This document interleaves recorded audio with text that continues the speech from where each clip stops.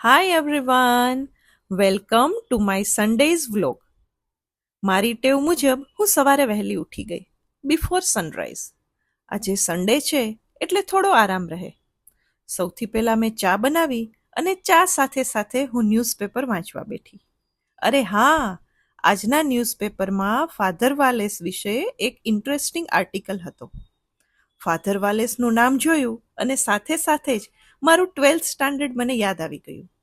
12થમાં maths અને ફિઝિક્સમાં father વાલેસની બુક્સના બધા જ ન્યુમેરિકલ સોલ્વ કર્યા હતા અને સાથે સાથે હું જૂની યાદમાં ખોવાઈ ગઈ. આ છે મારી હેર કેરની રિચ્યુઅલ. મેં હિના અને ઇન્ડિગો મિક્સ કરી લગાવ્યા છે. ત્યાર પછી ઘરનું બધું કામ કરવા માંડી, વિથ મ્યુઝિક. મ્યુઝિક મારા કામની ઝડપ વધારી દે છે અને મજા પણ. સન્ડે એટલે થોડું એક્સ્ટ્રા કામ પણ રહે, ઘરનું સફાઈનું કામકાજ અને આખા વીકનું શાકભાજીનું કામકાજ. ત્યાર પછી હું બજારમાં થોડી જરૂરિયાતની વસ્તુઓ લેવા ગઈ.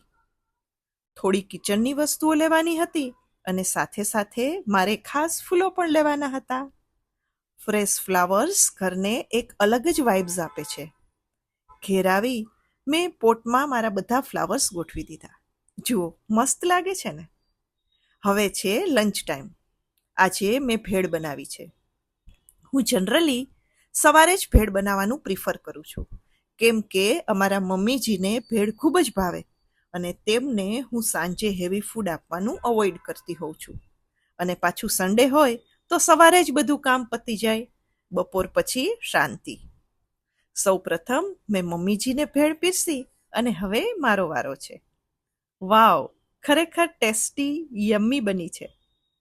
રવિવાર એટલે મારી ફેવરિટ એક્ટિવિટી.